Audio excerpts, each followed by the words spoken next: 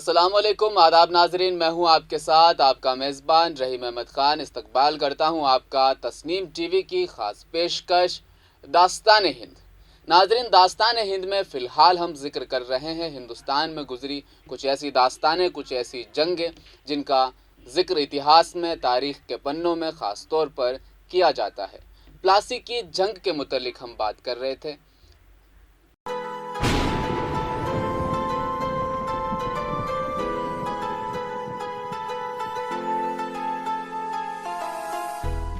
नाजरीन, प्लासी की यह जंग बंगाल के नवाब सिराजुद्दौला और ईस्ट इंडिया कंपनी के बीच होने वाली जंग का एक ख़तरनाक नतीजा सामने आया था। इस जंग के जो नताइज निकल कर सामने आए वो काफ़ी दर्द देने वाले थे। 1757 ईस्वी में प्लासी का एक ऐसा युद्ध हुआ जिसने भारत में अंग्रेज़ों की सत्ता को मजबूती से बनाकर रख दिया। बंगाल की मौजूदा हालत इस वक्त अंग्रेज़ी स्वार्थ ने बंगाल की सियासत में अपना एक किरदार बढ़ाने के लिए इस जंग का अहम रोल माना जाता है। अलीवर्दी खान, जो पहले बिहार का नायब निज़ाम था, औरंगज़ेब की वफ़ात के बाद सियासी उठापटक का उसने फ़ायदा उठाया और अपनी ताकत बहुत ज़्यादा बढ़ा ली। वो एक ऐसा इंसान था जिसे लालच था सिर्फ़ और सिर्फ अपनी ताकत का, अपने साम्राज्य का। उसने बंगाल के मौजूदा नवाब सरफराज खां को जंग में हरा कर मार डाला और ख़ुद नवाब बन गया। 9 अप्रैल को अलीवर्दी खां की भी वफ़ात हो गई। अलीवर्दी खां की अपनी कोई संतान नहीं थी, कोई औलाद नहीं थी, इसलिए उसकी वफ़ात के बाद अगला नवाब कौन होगा, इसके लिए कुछ लोगों में नवाब बनने के लिए तरकीबें, तदबीरें शुरू हो गई। पर अलीवर्दी खां ने अपने ज़िंदा रहते ही अपनी सबसे छोटी बेटी के बेटे सिराजुद्दौला को पहले ही अपना जानशी मुकर्रर कर दिया था। हुआ भी वही, सिराजुद्दौला बंगाल का नवाब बना। सिराजुद्दौला भले ही नवाब बन गया पर उसे अपने मुखालिफों का सामना करना पड़ा। लोग एतराज़ जताने वाले मोतरिज़ जमा हो गए सिराजुद्दौला के ख़िलाफ़। उसकी सबसे बड़ी मुखालफत उसके अहल खाना से ही थी और वो थी उसकी खाला, उसकी मौसी। मौसी का नाम घसीटी बेगम था। घसीटी बेगम का बेटा शौकतगंज, जो खुद पूर्णिया का शासक था, राजा था, उसने अपने दीवान अमीचंद और अपने साथी जगत सेठ के साथ सिराजुद्दौला को नाकाम, नामुराद करने के ख्वाब देखा करता था। मगर सिराजुद्दौला पहले से ही सचेत हो चुका था, सावधान हो चुका था। उसने सबसे पहले घसीटी बेगम को कैद किया और उसका सारा माल, उसकी सारी दौलत जब्त कर ली। इससे क्या हुआ कि शौकतगंज डर गया, खौफजदा हो गया। सिराजुद्दौला के लिए वो वफादार रहने का वादा उसने कर दिया, लेकिन सिराजुद्दौला ने बाद में उसे जंग में हराकर मार डाला। दूसरी तरफ बात करेंगे ईस्ट इंडिया कंपनी की। वो साउथ इंडिया में अपने हालात को बहुत मजबूत कर रही थी, अपने आप को बेहतर बना रही थी।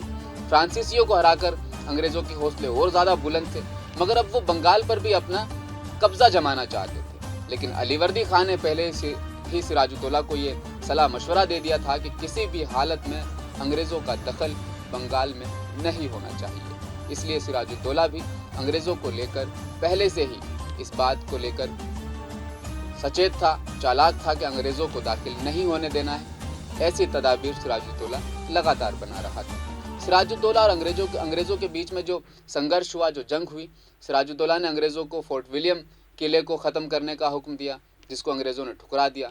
गुस्साए नवाब ने मई 1756 में हमला कर दिया और 20 जून 1756 ईस्वी में कासिम बाज़ार पर नवाब का यानी सिराजुद्दौला का कब्ज़ा हो चुका था।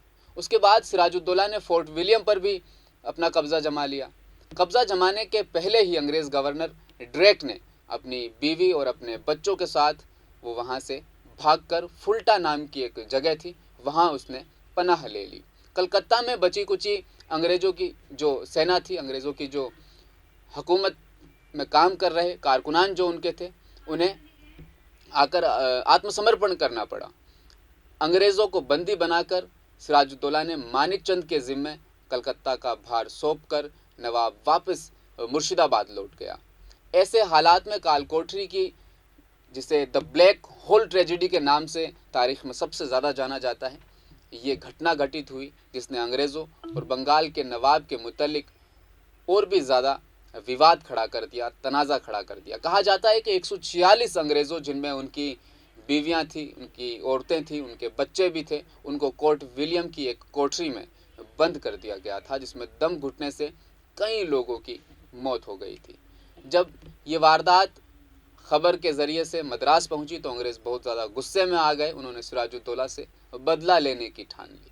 उन्होंने ये हलफ लिया कि सिराजुद्दौला से हम किसी भी तरीके से बदला लेंगे। वो जल्दी से मद्रास से ही क्लाइव और वाटसन, ये दो शख्स थे, अपनी फ़ौज लेकर कलकत्ता की ओर बढ़े और नवाब के जो अहलखाना थे, जो कारकुनान थे, उनको रिश्वत देकर उन्हें अपनी साइड में कर लिया। नतीजतन ये हुआ कि मानिकचंद ने बिना किसी मुखालफत के कलकत्ता अंग्रेज़ों को सौंप दिया, क्योंकि सिराजुद्दौला उस वक्त मुर्शिदाबाद में। बाद में अंग्रेज़ों ने हुगली पर भी अपना कब्जा जमा लिया। हालात बद से बदतर होते चले गए। नवाब को अंग्रेज़ों से समझौता करना पड़ा। नवाब सिराजुद्दौला जो मुर्शिदाबाद में थे, उन्होंने हालात को देखा। हालात के मद्देनज़र उन्होंने अंग्रेज़ों से बातचीत की और समझौता कर लिया। 9 फरवरी 1757 को क्लाइव ने नवाब के साथ एक हलफनामा तहरीर करवाया, जिसके मुताबिक मुग़ल शासक जितने भी हैं वो अंग्रेज़ों को दे दिए जाएंगे और जितनी भी सुख सुविधाएं नवाब के पास बतौर मुग़ल होने की हैसियत से है वो अंग्रेज़ों को मिल जाएगी। नवाब को लाचार होना पड़ा। अंग्रेज़ों को सारी संपत्तियां, फैक्ट्रियां, माल धन दौलत लौटाने पड़े। जो कंपनी थी ईस्ट इंडिया कंपनी, नवाब की तरफ से हर्जाने की रकम में मिली। नवाब अंदर ही अंदर बहुत ज़्यादा जलील हुआ, महसूस करने लगा कि ये उसका एक अपमान है। अंग्रेज़ों से हलफनामा करने के बाद सिराजुद्दौला खामोश नहीं रहे। वो गद्दी से तो हट गए। वफादार नवाब को अब वो बिठाना चाहते थे अंग्रेज़, जो उनके कहे मुताबिक काम कर सके, उनके काम में रोड़ा ना डाले। ये सोचकर क्लाइव ने नवाब के खिलाफ एक षड्यंत्र, एक तदबीर रचना शुरू किया। उसने मीर जाफ़र से एक खामोश हलफनामा लिया और उसे नवाब बनाने का लालच दिया।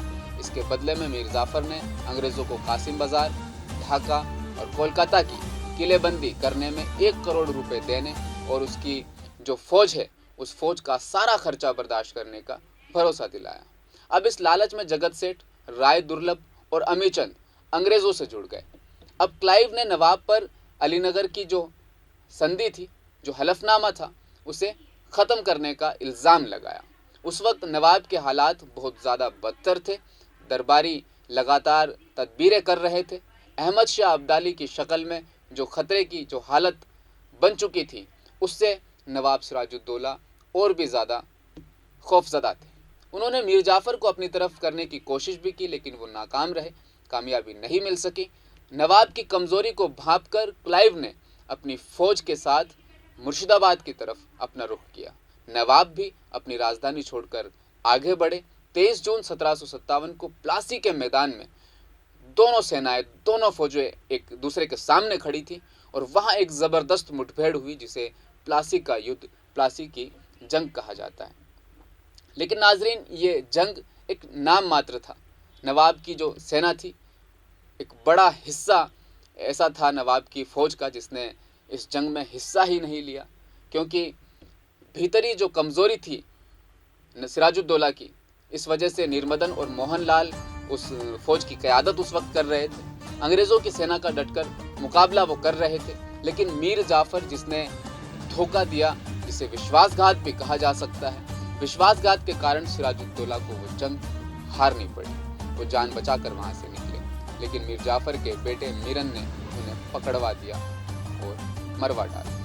अब इस युद्ध के नताइज पर हम गौर करते हैं। इस युद्ध के बाद क्या वो नताइज निकल कर सामने आए। मीर जाफ़र को क्लाइव ने बंगाल का नवाब अनाउंस किया। उन्होंने कंपनी और क्लाइव को बेशुमार दौलत से नवाजा और हलफनामे के मुताबिक अंग्रेज़ों को बहुत सारी सुख सुविधाएं मिली। बंगाल की गद्दी पर एक ऐसा नवाब आ चुका था जो अंग्रेज़ों की कठपुतली थी। नवाब तो था, लेकिन नवाब की जो जिम्मेदारियां थी उससे फारिग था।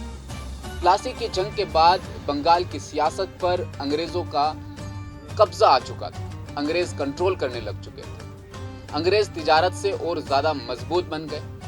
ताजिर बनने की वजह से फाइनेंशियली अंग्रेज़ बहुत ज़्यादा स्ट्रॉन्ग हो गए, मजबूत।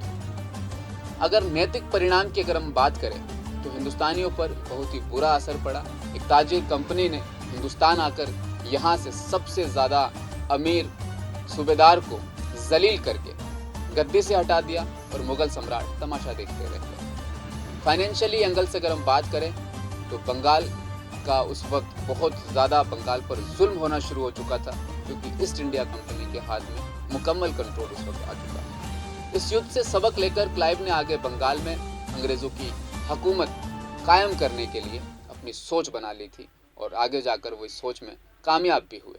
बंगाल से जितनी भी धन दौलत मिली उसके मुताबिक अंग्रेज़ों ने साउथ फ्रांसीसियों पर अपनी जीत दर्ज कर ली और अंग्रेज़ बहुत ज़्यादा मजबूत हो गए। प्लासी की जंग की मुकम्मल दास्तान मैंने आपके सामने पेश की है। प्लासी के जंग के तमाम नताइज आपके सामने पेश किए हैं और क्या कुछ वो असरात रहे, अंग्रेज़ आखिर क्यों ज़्यादा बंगाल पर अपना कब्ज़ा जमा पाए, सिराजुद्दौला को किस तरह जलील करके तदबीरें लगाकर उन्हें रोक दिया गया। प्लासी की इस जंग के इस किस्से में फ़िलहाल इतना ही। मुझे दीजिए इजाज़त। आप देखते रहिए तस्नीम टीवी अपने मेज़बान रहीम अहमद ख़ान के साथ। अल्लाह हाफ़िज़।